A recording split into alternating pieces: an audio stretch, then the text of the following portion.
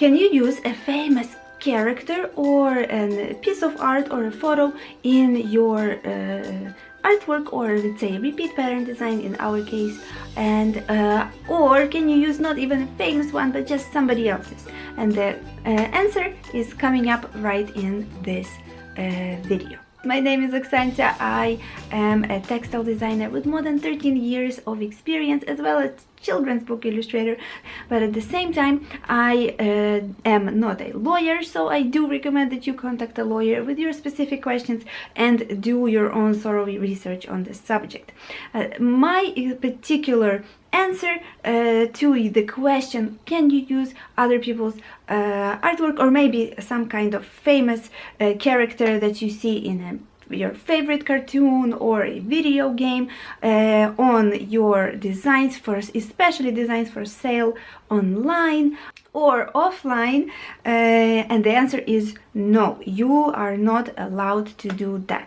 You might tell me, but Oksancia, I see so many people selling online and they are so popular and they are making money. The answer is you are not allowed to do that, and they are not allowed to do that. So they will be either banned from those websites they are selling on when people find out, which it will happen very quickly, or they will be even, and probably they will be even more big legal trouble. So do not use other people's artwork in your designs. The same goes for photos, for sketches, for all kinds of things like that. You should prove that you are the creator of everything in your artwork, the same as the concepts of the images that you use, the characters, anything like that. Do not use those in your artwork. I know it's tricky because you want to get people to find your artwork, but at the same time, in the long run, you will be building a much better brand. You will be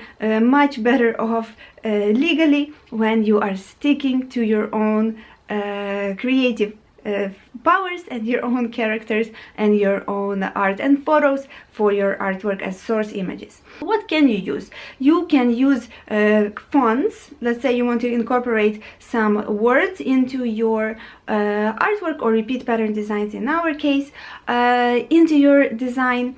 You can use free for commercial use fonts or commercially licensed fonts, and you keep the license documents that come with those fonts. You can use those in your artwork as long as they are expanded and you don't resell the font, unless you have a special license for that.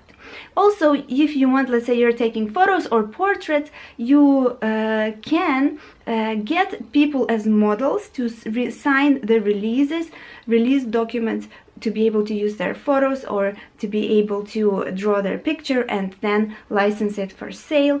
Or the same goes for their pets. So if you want to use an animal that is a pet of somebody, you need the releases for that. This is all goes, let's say, if you're selling on microstock websites, let's say Shutterstock, Adobe Stock, just to name a few, as well as anywhere else. So these are important things to remember, and I hope to shed some light today a little bit in this video about this subject.